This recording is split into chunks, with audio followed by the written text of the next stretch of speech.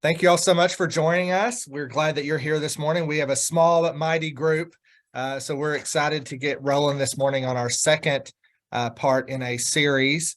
So we're glad that you're here. We want to make just a couple of announcements before we start. The first is that if you were not able to join us for the first session, that is available. A video recording of that's available on our website under our PD resources page. And Katie is also going to post that in our comments chat section. So you have a link to that in case you need it. And you can check that out. In addition, evaluations will be sent out at the end on that same chat. So you have that as well. And you can complete that to get your ELA credit and all of those kind of things for this as well. And as we get started today, it's my honor to welcome back Sasha Long. Sasha has been with us several times now. I think last summer before this past one, for our summer summit, and then now leading us in this 3-part series on behavior management. And we're really excited that she is with us. Those of you who don't know her, she is the founder and president of the Autism Helper, which is it's a huge, I've been looking at your resources and your website, and you have a lot of great information on there. You guys should all check it out. Great resources for all of us to look at. She has been doing that. She's a board certified behavior analyst, former special education teacher. She's going to share strategies and best practices here today, but also she has a blog on her website. She does a podcast. She has all kinds of different resources that you can check out as well, and different ways to hear about what is going on with her. She's a former adjunct professor at the Chicago School of Professional Psychology. She got an undergraduate degree in special education from Miami University and a master's in applied behavior analysis from the Chicago School of Professional Psychology as well. A great resource for all of us, and we're really excited that you are here. Dr. Long, it's up. Thank you so much. Thank you so much. I'm not a doctor, but I'll take that little moment there. Sure. Take it. Actually, someone else recently had emailed, and my husband was on the email and was like, Dr. Long. And my husband's like, I'm not going to call you that. And I was like, no, you don't have to. Well, good morning, everyone. Thank you for joining, whether you're watching the recording later or live today. I'm so happy to have you here. I'm really excited about this session. We have a jam-packed hour, because if you're giving me an hour of your time, I want to make sure to make it worth it. Last time, I know we talked about bribery and reinforcement, all that great stuff. This time, we're going to get into some of the biggest missteps with behavior plans.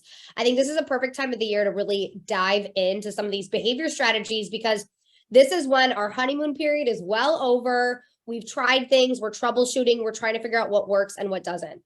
A little bit of housekeeping. They dropped the link in for the slides and the resources.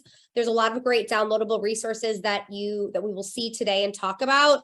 That's in the downloadable folder that is linked in the Google Drive link. So make sure to get those. If you have any questions while we are live today, please drop them in the chat. That's one of the perks of showing up live.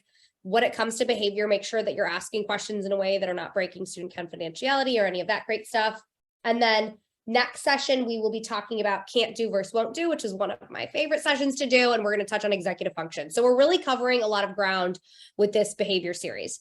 So in order for me to fit everything in, I got to start right away here. All right. So today we are talking about the 3 biggest mistakes in behavior plans, and of course, how to fix them as well. And I want you to really start to think about how you are writing your behavior plans, and maybe what some of the struggles or missteps or things that are not working that could contribute to that lack of success. So today our goal is that we identify those 3 common missteps that could negatively impact student success. And then we're going to share some strategies to embed in your interventions to really promote increased communication and reduction of those challenging behaviors. Now, I probably said this last time, and I'm going to say this again. This is like my recurring prompt every time I do any session. I want you to go through today's content with 2 lenses. And I think this is especially important when we talk behavior change. Not only do I want you to think about how are these strategies relevant to your students and your caseload, but the second lens is how can you bring these strategies to your team? Think for a second about the adults that you work with. Sometimes the adults are harder than the kids. Am I right? Think about the adults that you work with. You have paraprofessionals, you have grade level teachers, you have specials teachers, administrators, IEP team. It is not just about you drinking the Kool-Aid. It's about everyone else drinking the Kool-Aid as well. For these strategies to work, we need consistency, we need collaboration. Not everything today is going to be new and groundbreaking, but I want you then to really think about how is Sasha explaining this that I could kind of steal and explain it in the same way to my staff, to my team. Because a lot of that role, and we're actually going to touch on this a lot, the staff training piece today, is what really can kind of be that misstep for us that we're not consistently training our teams.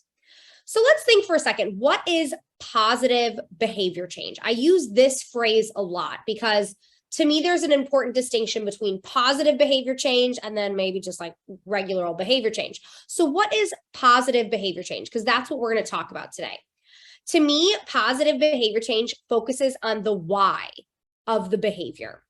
Now, all behavior is learned. We hear that phrase all the time, but what does that really mean? All behavior is learned. We learn what behaviors give us what we want. When someone calls us, our phone is ringing and we don't want to talk to them, what do? We press decline, right? Sorry, mom, don't want to talk to you right now. Or if your phone is like mine, you get like a million like scam likely calls, right? Decline, I'm not going to answer that. We know that behavior works, right? When we press decline, we don't have to talk to someone on the phone. That behavior is learned. We know that when we wake up and we feel grouchy, ooh, that cup of coffee. Yeah, I got it right here. Actually, I have two. This is how embarrassing. So many drinks I got going on right now. We know that coffee is going to be the success to our morning, right? You know, if you go into Starbucks and you give them money, they will give you coffee every time. It works. That's a learned behavior. If you have kids right now, little kids especially, your kids know the exact tone of voice to scream mom or dad that will immediately get your attention, right? They know it. They know that tone of voice. They know the volume. And then you're like, what? I'm here. So positive behavior change focuses on the why behavior, on the why of the behavior. It looks at behavior that is learned, and it puts the focus for us as the educators as needing to figure out why the problem behavior is happening. That is our goal, is figuring out why this problem behavior is happening. Positive behavior change teaches the missing skill. This is essential. This is what all of your behavior plan should be focused around. A negative behavior is demonstrating a skill deficit. It's our job to figure out what that skill deficit is and provide that instruction. A child that melts down in the middle of class or shuts down and doesn't want to work anymore is communicating a need to learn an effective way to ask for help. Siblings that are fighting in the car are communicating a need to know how to ask for a turn and how to wait. Maybe that waiting skill is not there yet. Child that runs out of the classroom when they're overwhelmed or upset needs to learn how to communicate their emotions more appropriately. All of these are communicating a need for instruction.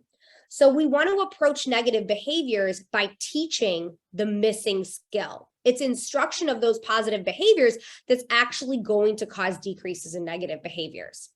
I love this quote, and I put this into almost every session I do on behavior because this is the mindset. This is what we need right here. If a child doesn't know how to read, we teach. If a child doesn't know how to swim, we teach. If a child doesn't know how to multiply, we teach. But if a child doesn't know how to behave, we punish. We need to approach teaching positive, pro-social, communicative behaviors with the same rigor, with the same attention to detail, with the same thoroughness that we approach teaching our academics.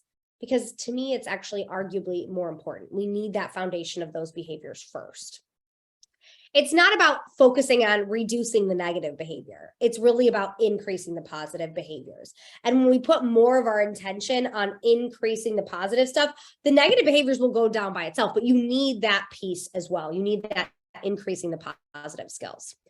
And last, positive behavior change is not manipulative or aversive. This is important because when we look at our strategies, we want them to meet the child where he or she is at, looking at what their skills are today. That positive behavior change takes into account child preferences. It looks at their learning style. It looks at their interests. It looks at their reinforcers. And it's not harsh or based in punishment. As I just said on the last slide with the two arrows, our focus is going to be on increasing the good stuff, which means we are not in reactive mode. We are not in punishment mode. We are in skill instruction mode. So we are not manipulative. It is not an aversive type of strategy or plan. So when we think of positive behavior change, these are the three components we have to have. It has to focus on the why. It has to teach the missing skill. And it's not manipulative or aversive. When we have those things, then we know that we are in the right direction of positive behavior change. The results of positive behavior change, let's think about that for a second. When we get to this point, what do we get back? Positive behavior change is long lasting. It lasts over time, year over year, month over month. We see these changes and these skills continue. When we see behavior strategies that work for a little bit and then maybe don't last that long, to me, a lot of times those are punishment-based, are reactive. They're not positive behavior change strategies. They worked for a little bit. I gotta tell you a quick story here. I used to work, one of my first few years teaching, I taught the grade after a teacher who was very punishment-based. All of her behavior strategies, very punishment-based. And guess what? When kids came to my room, they had huge regressions, huge. And I felt awful about myself. What was I doing wrong? And later I realized I wasn't doing anything wrong. The kids weren't scared of me. I didn't want them to be scared of me, guys. I was their teacher. I wanted to connect. I wanted rapport. I wanted trust. A lot of these kids had a big history of trauma. That is not what I wanted. I wanted connection. I didn't want fear.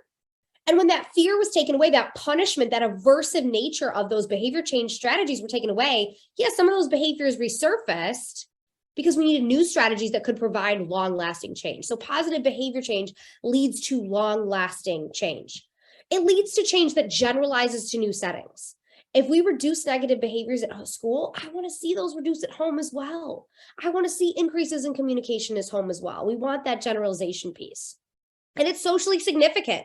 These are behavior changes that impact the entire family, that allow a family to go out to dinner together, to go to a family party, to eat dinner together at the table. That is the type of behavior change that we are going for. That's going to truly impact the entire family unit.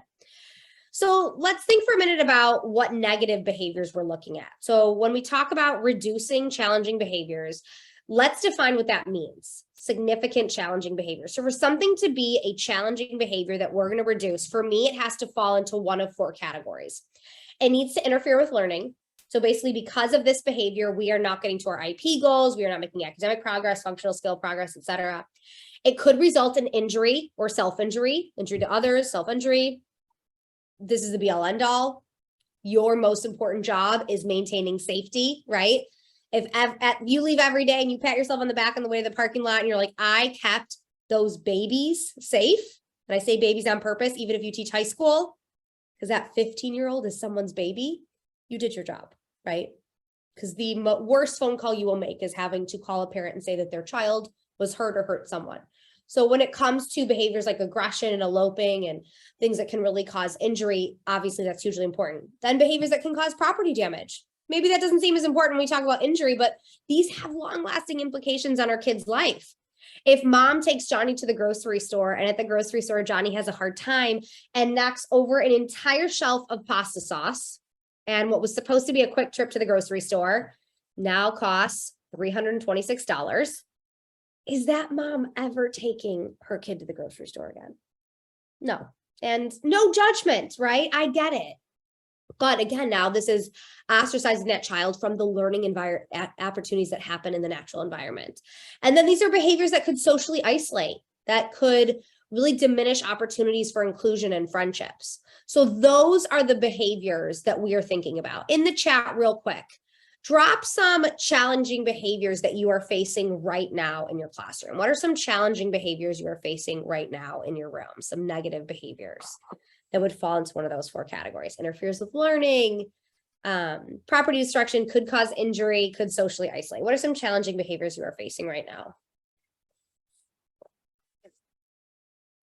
Use that an excuse to chug one of my drinks. As you're doing that, I'm going to keep going. So when it comes to behavior change, and I really hate to tell you, you've all been tricked this morning. You thought you're coming here to talk about student behavior, but really you're here to talk about your behavior. Behavior change starts with you.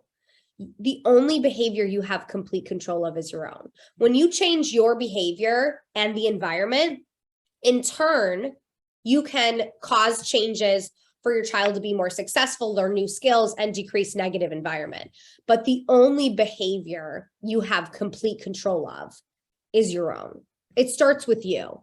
When I first realized this, it was very intimidating to me, but it takes time to kind of realize that this gives you a lot of power, that, hey, I in turn can cause positive behavior change, but it starts with you because you are in control of how you respond, of how you react, of how you give feedback, of how you set expectations.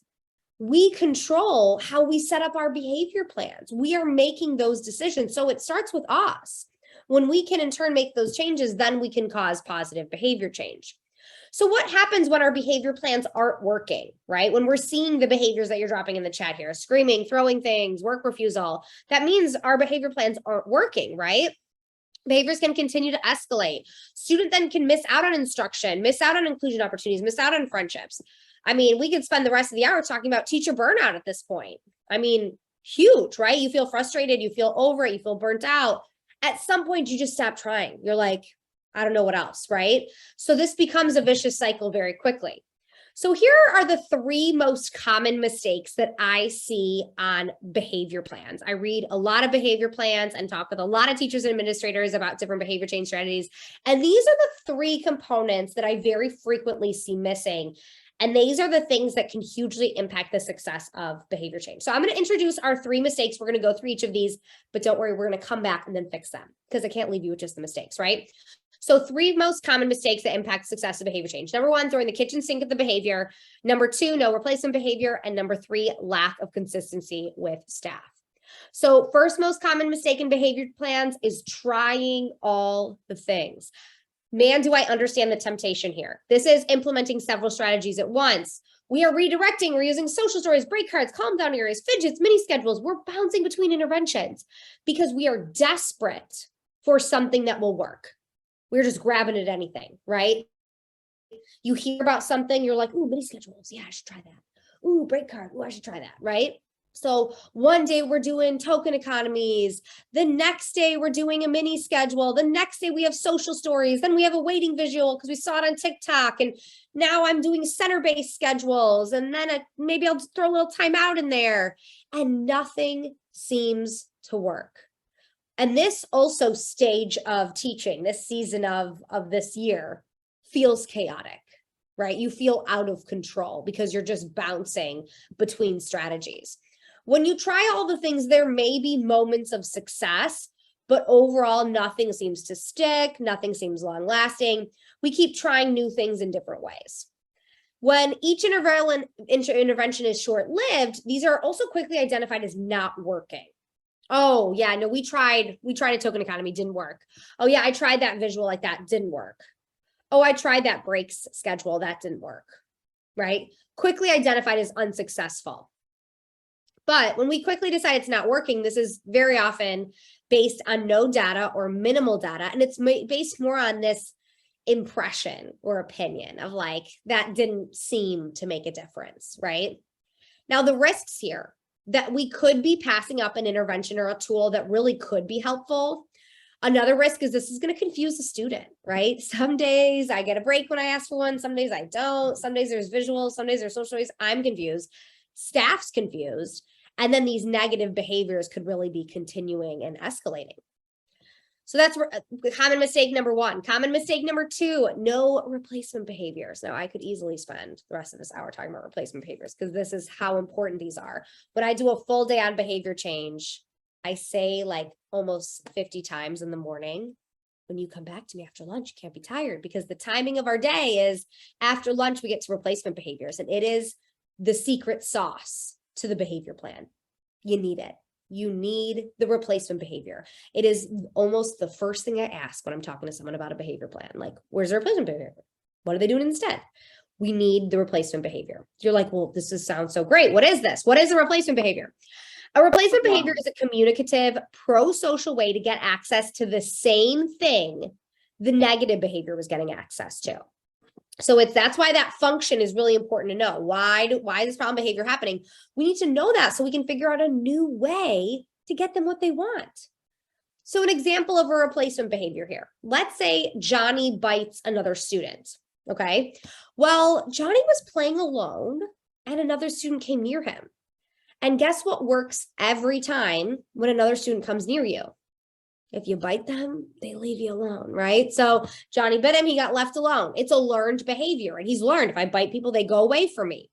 Now I like this visual because I like literally visualizing replacement behaviors. Same antecedent, same consequence. We just switch the behavior in the middle. Instead, we want Johnny to say, hey, leave me alone. And he gets left alone. That's the goal.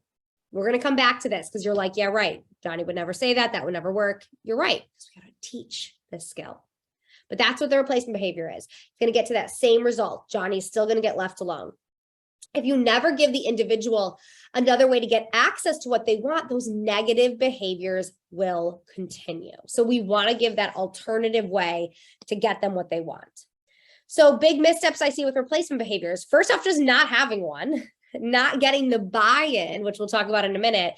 And then also choosing a replacement behavior that maybe has too much response effort. The response effort is too high. There's too much work to do this.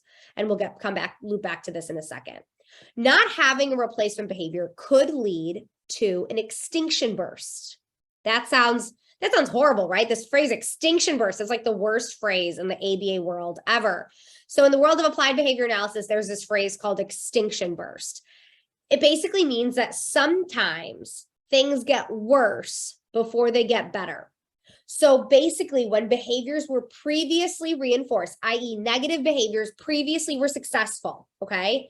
And now they're not successful. They're no longer reinforced. You might see an increase in intensity of that behavior. Meaning, for Johnny with the biting, if Johnny typically would bite someone and he'd get left alone, but now he bit someone and no one left him alone, now he might bite someone and push someone to see if that works. It becomes like this kind of vicious cycle. A negative behavior happens. The adult does not reinforce the behavior, or reinforcement does not come for that negative behavior. So the child escalates. You try something else, right? And sometimes when we escalate, then we got to give in. You're like, oh my God, don't push him off the slide, Johnny. Let me come help. And so now Johnny's learned, okay, I need to push and bite to get what I want. So it becomes this vicious cycle here. I always think of the elevator button example when I think of an extinction burst. If you have to get to the 10th floor of a building and you really don't want to take the stairs, you press the button and you wait and you wait and you wait and you wait and the elevator's not coming. What do you do next? You push it really hard, right? First of all, like that ever has worked ever. It doesn't, but you push it really hard, right? It's like that last ditch effort. That's kind of like the extinction burst, that last ditch effort. Now, dangers with extinction burst. Obviously, I mean, the name pretty much implies the dangers here. The behaviors may escalate beyond what you anticipated, right? We might see new forms of the behavior that we were not prepared for that could really cause some safety issues. You're going to have to then intervene to keep everyone safe. And then the student has learned that those new behaviors are what works. And it becomes that vicious cycle that we just talked about. So Johnny was used to yelling and getting attention. Yelling is ignored. And now Johnny has no way to get attention. He's like, I used to yell and get, people would see what I wanted. Now no one's giving me attention. So now Johnny's going to hit his peers and then he gets attention. So he's now learned a new, more escalated form of this behavior. Because we didn't teach Johnny a new way to get attention, his behaviors escalated. We had to give attention when he hit his peers to keep everyone safe. And now Johnny has learned to hit to get attention, right? So we see how that kind of snowballs very quickly. Now, this is not necessary. We can help avoid the extinction burst by adding in the replacement behavior. This avoids all of this hot mess, which we definitely want to do. If we teach the missing skill, we give a new way for the child to get what they want. We will come back to replacement behaviors. And our third mistake in behavior plan is that the behavior plan is inconsistent. The behavior is only being implemented by certain staff members, and maybe it's implemented in different ways by different people. So we have a lot of inconsistency. The struggle of staff training is that typically in many special ed or self-contained classrooms, there's multiple people in the room. There's clinicians, there's teachers, there's paraprofessionals. And as the teacher, your role is to train your team, is to lead your team. And that's all of the adults that work with your child. As a parent, it's your job to get all your family on board. That's hard too. And as a clinician, you also need to follow through with your team on these strategies. So whatever role you are in, you need to work with the other adults that are working with your child to get them on the same page. And I know you all went into this career because you love managing adults, right? Yeah, right. Sarcasm. Heck no. But it's a hugely important part of your job, whatever role you are in. In the chat, and I'm going to keep kind of talking as we answer this, but drop in some notes. And especially if you are in a self-contained classroom where you have paraprofessionals, what is the hardest part about training your team? What is one of the hardest parts about training your team? Common answers that I get to this question. The most common answer is this first one here, finding the time.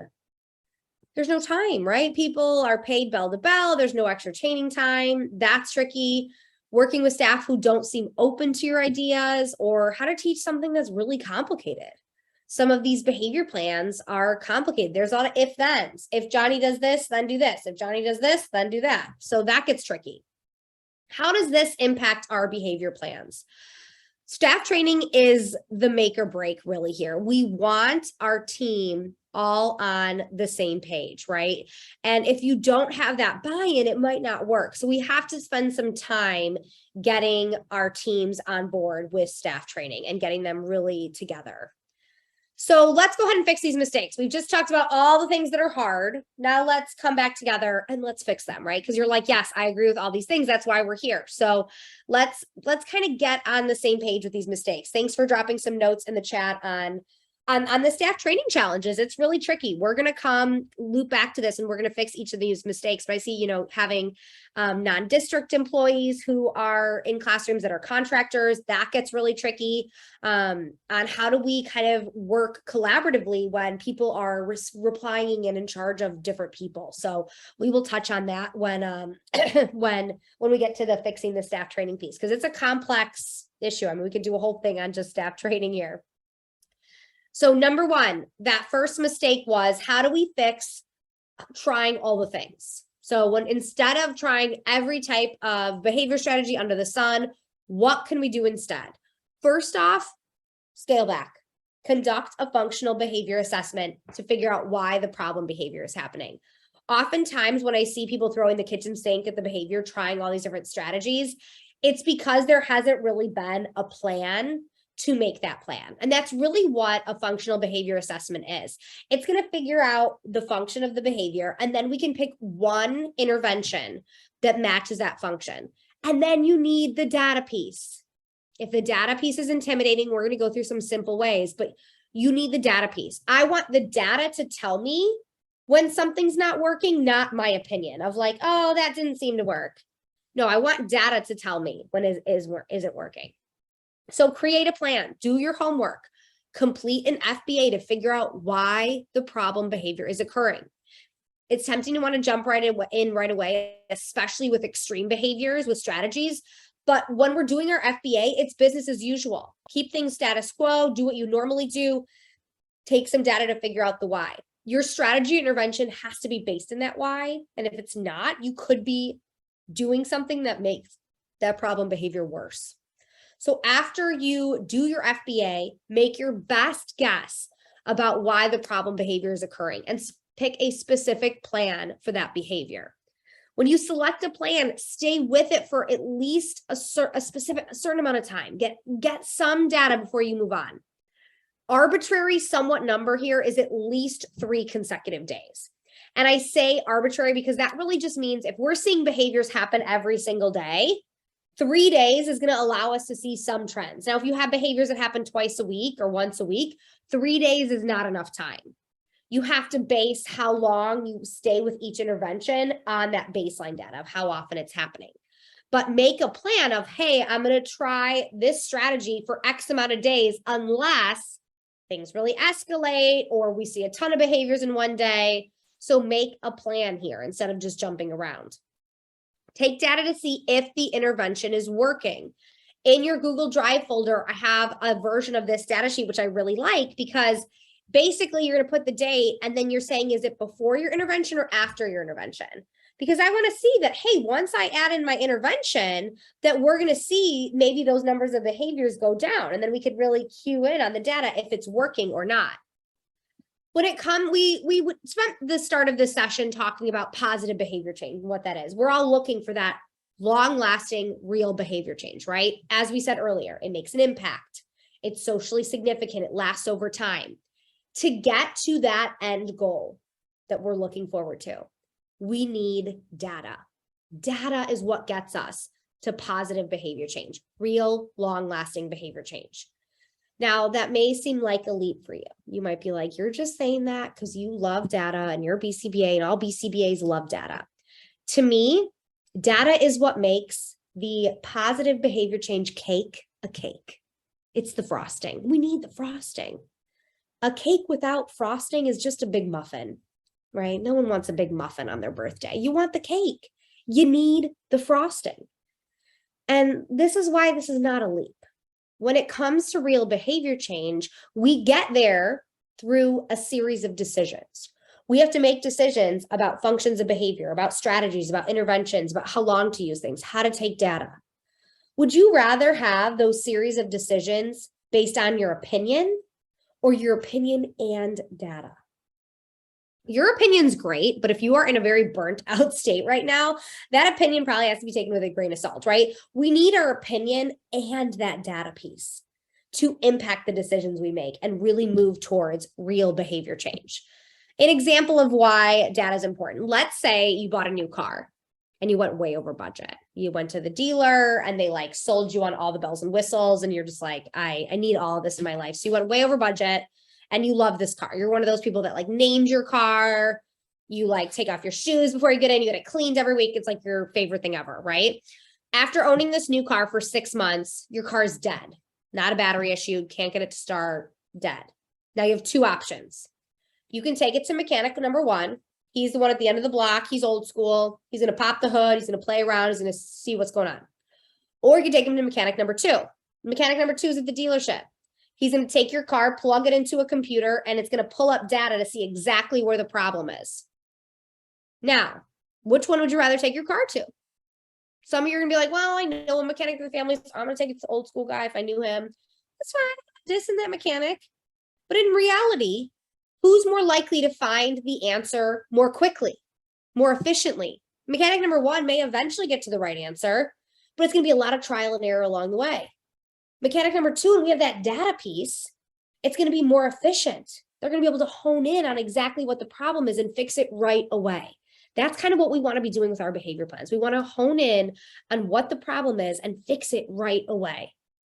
Now, challenges for taking data, time, right? Just kind of same kind of things we talked about staff training, right? When we don't have our team that's on the same page, when there's a lot of other responsibilities, behaviors happen all the time. It's not like they're at certain times a day. We have to be ready at all times. Big challenges for taking behavior data. If data scares you and you're like, ooh, I don't know about all this, that's okay. My mantra is to keep it simple because if it's not easy, you won't do it. The data collection system has to be simple. If it's not easy, you won't use it. There are two main stages of behavior data. First is ABC data. This is part of your FBA, your functional behavior assessment. This is going to help you determine why the behavior is happening so you can select the next correct intervention. You need this piece first, the ABC data. It's going to help you get to the intervention piece. After you take ABC data, then you have ongoing behavior data. That's how you see if progress has been made.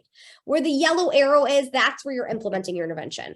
So you don't need to take ABC data forever and ever and ever. You take enough ABC data to get your best guess on function, and then you can move on to ongoing behavior data. So our two stages of behavior data. Let's do a little refresh of what each of these are in case these are newer to you. ABC data. This is the antecedent, what happened before the behavior. So this is what did the behavior look like, how many responses, how long, and then the consequence, what happened after. So consequence is not a punitive consequence. It's not like old school, like there will be consequences, just anything that happens after the behavior. Now, in the classroom, we want to take ABC data, meaning we want to track what was the antecedent, what was the consequence, and really utilize that info. With any data you take, the point of collecting data is to use it. If you collect all this data and then don't use it, what is the point? So you said you took data? No, you have to use the data. So you need to utilize this info.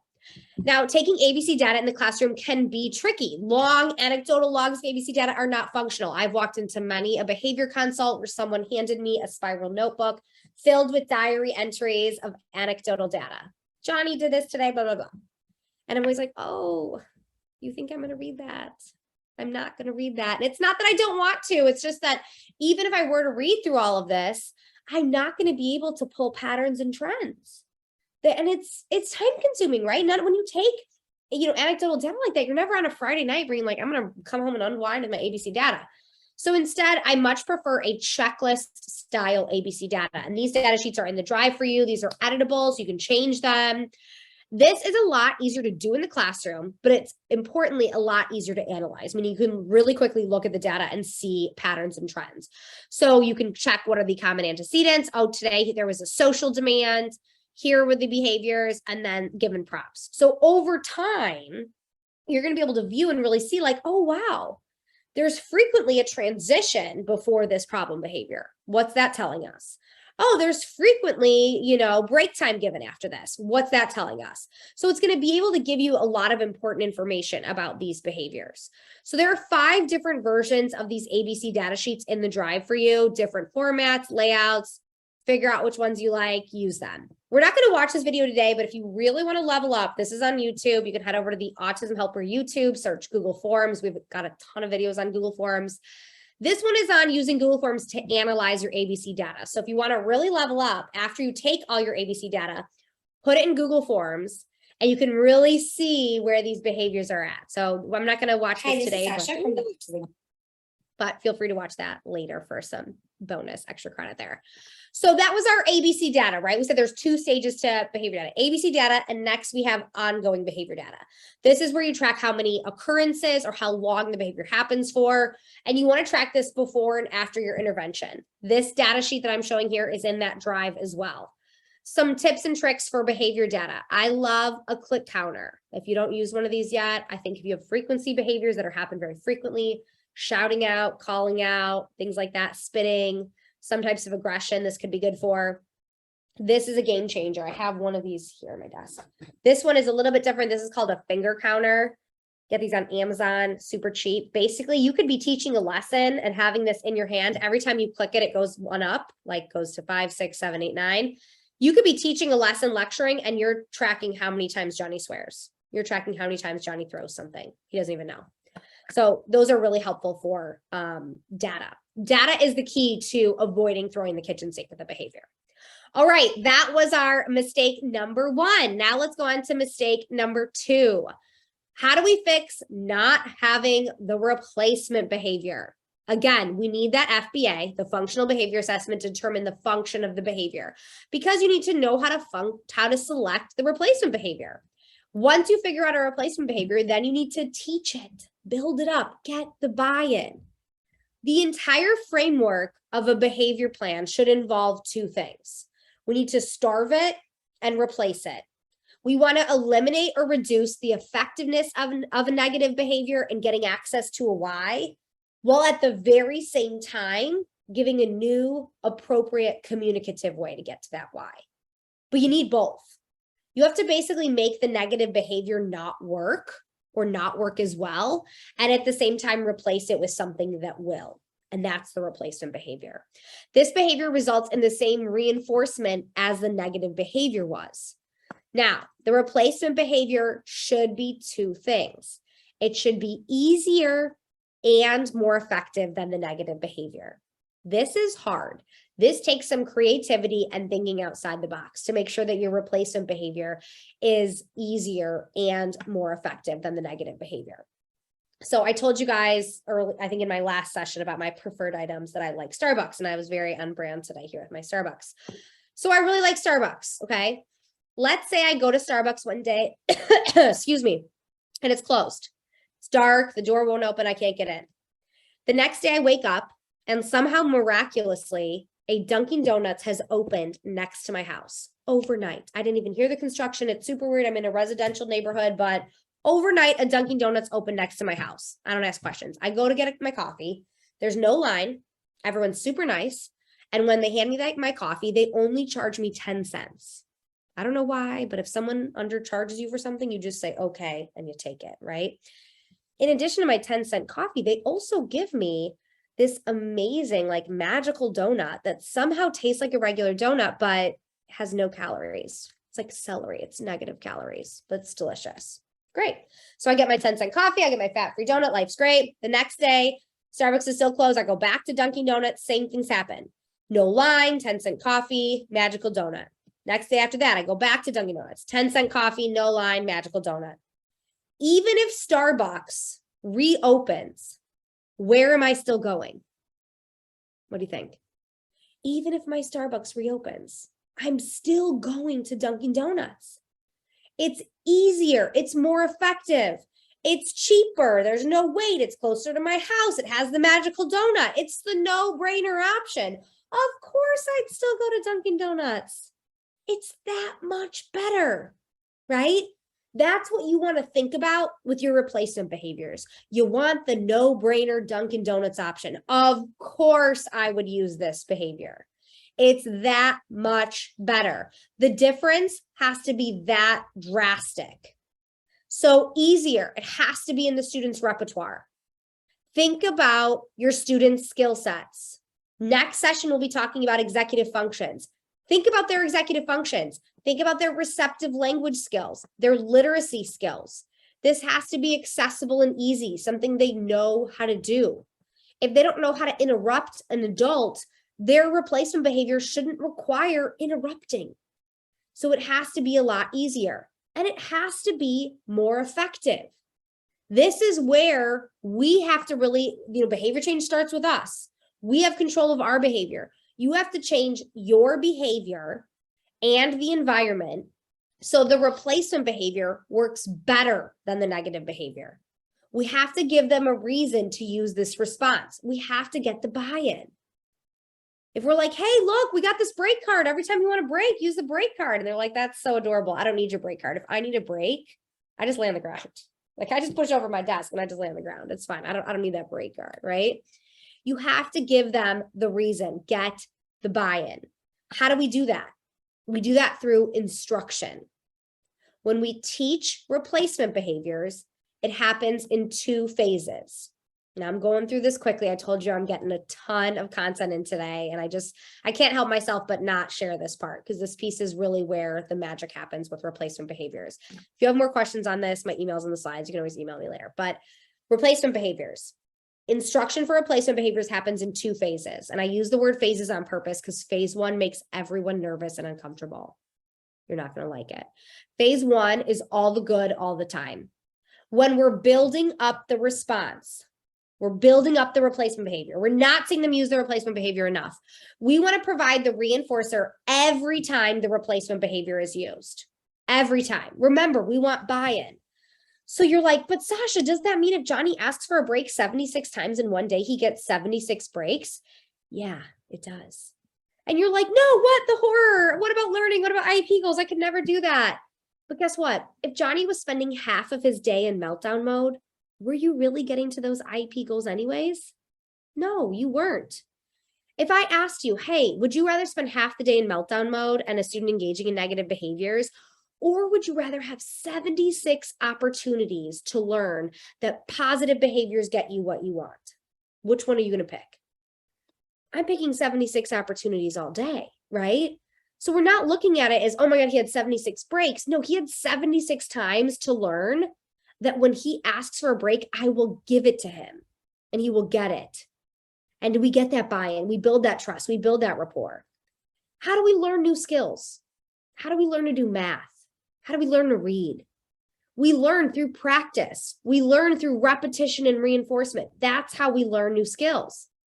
How do we get buy-in? We get lots of opportunities to use the replacement behavior and see that it works. We approach teaching a replacement behavior with the same way we approach teaching academic skills. Now, remember, it's only phase one. It's not for forever because you're like, well, we got to learn eventually. We do, right? We'll get to instruction. After phase one, all good all the time. Then we have phase two, delay and denial. In the real world, you don't get what you want every single time you ask, right? So we start slowly. We add in delay. No, not, how about in 10 seconds? How about in a minute? And then we add in denial. Now's not a good time. We're going to start small and gradually increase our expectations. So we can say, no, not right now. We'll model and reinforce and keep it variable. Sometimes we say yes, sometimes we say no. So they're going to wait and see. And I know you may be thinking, well, oh my gosh, they're going to be really upset if I say no after I've been saying yes. They might be, but they might not. This is likely a little bit different than how you've done it before. When we have that strong foundation of buy-in, we're able then to add in that delay and denial more successfully. All right, on to number 3. So we fixed our throw in the kitchen sink of the behavior plan. We fixed the lack of the replacement behavior. Now let's fix that inconsistent implementation. So when we have a lot of team members, when we have team members that maybe report to different people or have different backgrounds, different mindsets, we want to really get everyone on the same page. So you have to make a plan for staff training. Staff training isn't something that's going to just like naturally happen on its own and just like, I really hope that my team comes together. No, we need a plan and we need to really be purposeful about how we train our staff. So we make a behavior plan and set it up in a way that everyone can understand, and then we're going to follow through and follow up. Team approach is key. You really need everyone on board and need that buy-in.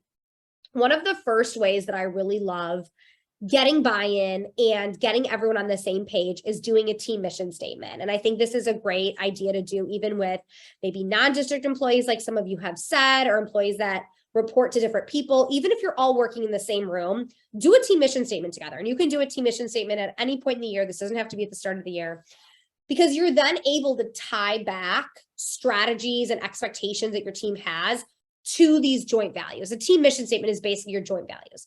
To me, a team mission statement is like, hey, why are you here and why are you not working at Target? Because it's going to be easier working at Target than it is working in this classroom. Because we have values that have brought us to this job. My favorite way to do a team mission statement is by asking 3 simple questions and having everyone on the team answering them. The 3 questions are, what do we want for our students? What do we want for our team? And what do we want for our school community? So you ask that question, you have everyone on your team write down their answer, you put your answers together on a big piece of post-it paper on one paper, and then everyone signs it, right? Hey, what do we want for our students? We want our students to be independent, to learn, to feel safe, to communicate. What do we want for our team? We want respect, we want communication, we want people to show up on time from their breaks, we want flexibility, we want no gossip, right? What do we want for our school community? We want inclusion. We want other people in the school to know our students' names. Put all of that together, sign it, and then when you're working on a behavior plan, tie it back to that. Hey, remember how we said it was a goal for all of our students to feel safe? Well, Johnny's behaviors are so extreme and it's impacting that. He's not safe. His peers aren't safe. That's why we're going to spend so much time and effort on this behavior plan, because this is in line with our values, right? Of safety. So tie it back to that time and time again. One of the most common challenges with staff training is no time. All of you are like, that sounds beautiful and lovely, team mission statement. When the heck am I doing that? I have no time. Very rarely do schools give teams common training time on a silver platter. Like, hi, here's 30 uninterrupted minutes where everyone's being paid for you to work together. No way, right? So you have to make a plan for training your staff on your behavior plan. I truly believe, and I see this happen every single day, staff training can happen in the nooks and crannies of your day. 5 minutes here, 3 minutes here, 10 minutes here. You have to get creative and find that time. This could mean working with one paraprofessional for 15 minutes while the rest of your staff watches the class. This could mean 5 minutes every day before the kids come in. You spend 5 minutes talking about things. This could mean, and this is one of my favorites, putting out a movie every Friday afternoon for 30 minutes and sitting down with your team. I love a Friday afternoon staff training session, because by Friday afternoons, let's be real, like we're all done. we're all like so done. Kids aren't like hitting new IEP goal benchmarks and learning long division on a Friday afternoon. So give everyone a break and sit down with your team and talk, right? Go through data and behavior and mindset and talk about all these things. Find these nooks and crannies here and really, you know, think about how these things can work together. Yeah, we'll tie in the movie to our goals, but make it relatable. But there's also, I think there, you know, and that's a nice time for rec leisure too. Like what new recreation skills are we teaching our kids, and how can we kind of give opportunities for breaks, you know, as well. And that could be a nice time for that new recreation leisure break activity. So when we think about our plan for staff training, we want to be purposeful. Schedule this out. Put this in your calendar. Plan for this. This isn't something that's going to magically happen. So write it out. Hey, guys, you know, the last Friday of every month, we're going to, from 1 to 1:20, we're sitting down and talking. We're giving, depending on the needs of your kids, we're giving them an independent assignment. We're giving them a break. We're doing something, you know, an extension activity where they're going to be on their own, and we're going to sit down and we're going to talk about this. So schedule out that plan for working on these behavior plans. When you sit down with your teams and when you're teaching someone really anything else, the go-to and gold standard is behavior skills training. Behavior skills training is an evidence-based practice that teaches someone to do what you do. Because you may be thinking, okay, I can sit down with my team, but like, what do I say to them? I don't know what to do to them. This is awkward. Maybe they have more experience than me. They've been in the classroom longer than me. I don't know what to do or say. Come back to behavior skills training. And I have a nice handout for you on this. Teach someone to do what you do in a purposeful, evidence-based way. This increases buy-in and follow-through. If you're like, oh, my team doesn't care about this, they have no buy-in, this will help get you there. So behavior skills training is 4 steps, which is really what I love about it, because I'm like a checklist, step-by-step person. So 4 steps, right? First step is explain. Explain why you're doing this. What is the behavior plan? Explain the why, you know, write it out. I'm very visual. I have a hard time listening to an audiobook because I need to like see the words. Maybe you're like that. Maybe you have the slides to my session pulled up, or maybe it would be hard for you to just listen to this. Write out the behavior plan. So explain it. Explain why the replacement behavior is there. If you're doing something like that starve it, replace it framework, you got to explain the why behind it. My go-to tools for this step of explaining are different handouts, which I have a few of them in the drive for you that explain things like the functions of behavior. My other go-to tool is a behavior plan flowchart. Let me have another slide on this. Yes, I do. I love behavior plan flowcharts. These are for the adults. These are color-coded. These are great for staff training, great for use in situ. And they basically show how we as the adults change our responses based on what the student does. So in a social situation, if we see aggression, this is what we do. If the student asks to be left alone, this is what we do. If the student verbally expresses anger, here is what we do. So it shows, you know, if this is what the student is doing, this is what we can do in turn. And really can tie in that whole replacement behavior piece and all of the exact strategy that we're using. Here, we'll do this one real quick. Here's a quick activity. So let's make a behavior plan flowchart for my oldest daughter many, many years ago when she was a toddler, tantruming toddler. And as most good parents do, you know, you take a picture of your toddler when she's tantruming. And tantruming toddler, here we're going to see her behavior is whining and yelling. The function is attention and tangibles. Her replacement behavior is asking appropriately. Her behavior looks like requesting items, help, or mom and dad in a voice that's high-pitched, louder, and accompanied by crying. So when she whines and yells, we're going to model correct asking one time with no additional attention. So this is a nice opportunity. If I was, let's say, training someone to do this, I would talk about why we're only modeling one time, how we do that, how we ask that. So that's the opportunity to really show that step.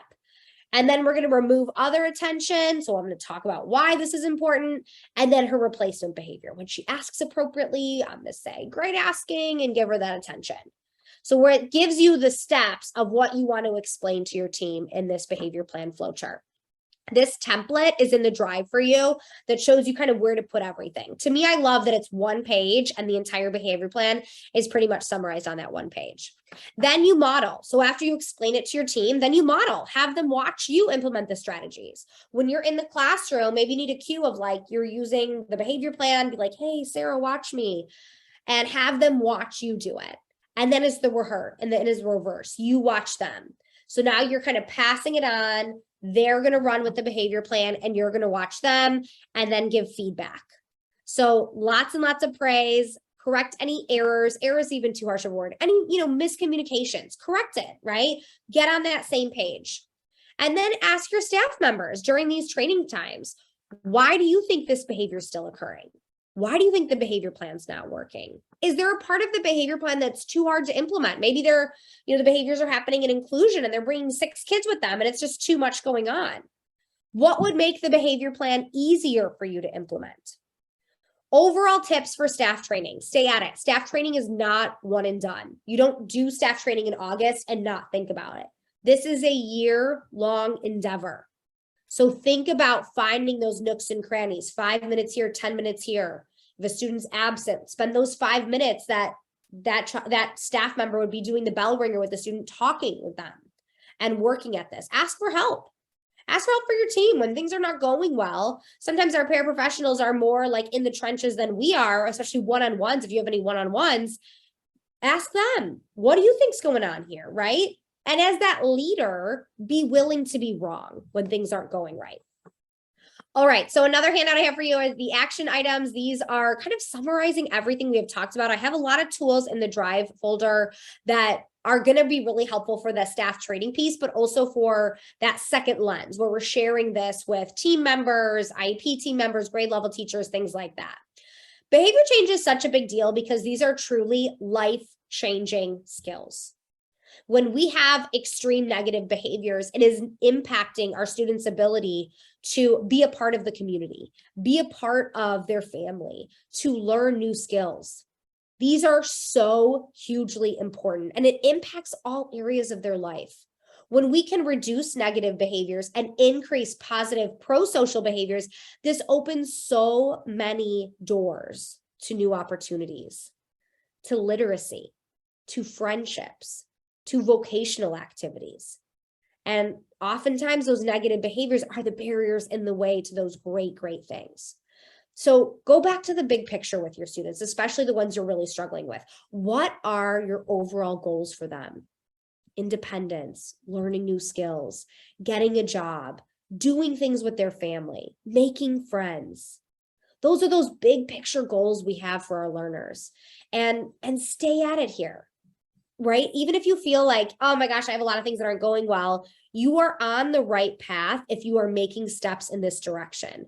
The biggest thing is to learn from the missteps, learn from the interventions that didn't work. We learned so much from interventions that are not successful. And most importantly, learn from the bad days, the days that are like the horrible hot mess, like I go home and eat ice cream at the end of the day. Reflect on why that happened. What got us to that point? What precursors and triggers got that student to that state? And how can we help avoid that in the future? All of that is going to give you more information about that child and make you better able to meet their needs on a regular basis. And recognize that it's hard. If it was easy, it would have been done already, right? So stay at it as consistent as you can. Reach out for support in your buildings from your administrators, your behavior consultants, your colleagues, and stay at it because that child needs that support from you and is really lucky to have you in their life, helping them in that right direction. And lastly, celebrate the little victories. When have students where things are a big struggle, take that time to celebrate the baby steps. Oh my gosh, if you did one transition in the classroom totally independently, celebrate that, right? With the student, with your team, with the parents or caregivers. Keep that end goal in mind without being overwhelmed by it. Know that those baby steps will get you in the right direction. All right, thank you so much for joining me on a Tuesday morning here. This was so fun. One of my favorite topics to talk about is behavior, so there's always lots to talk about. I know we fit a lot in this hour. If you have any questions, feel free to follow up with me, whether you watched live or recording. Next time I will be talking on executive functions a little bit, which I think is a great missing piece for our replacement behaviors. So we'll kind of tie it all together with that. So thank you again for having me. Awesome. Thank you so much for being here. We really appreciate this. Reminder, our next session is December 13th at 10 a.m. Eastern time. One of the things that I really took away from this and that I really appreciate it in this is that it's not a one-stop shop. This isn't a one-time sit and get. That's why we've spread it out over these 3 different sessions so that all of our folks can take this, really sit with it for a while, work with it, continue to develop. And what I like is that we plan, we revise, we evaluate, we continue going. And I really appreciate that part of this. So thank you so much for sharing with us today. We hope you all enjoyed it. And if you didn't see the first session, you can check that out on our website. This one will also be uploaded to our website so you can share it with other teachers who are in your program. And then we will see you back here on December 13th. Thanks, everybody. Thank you.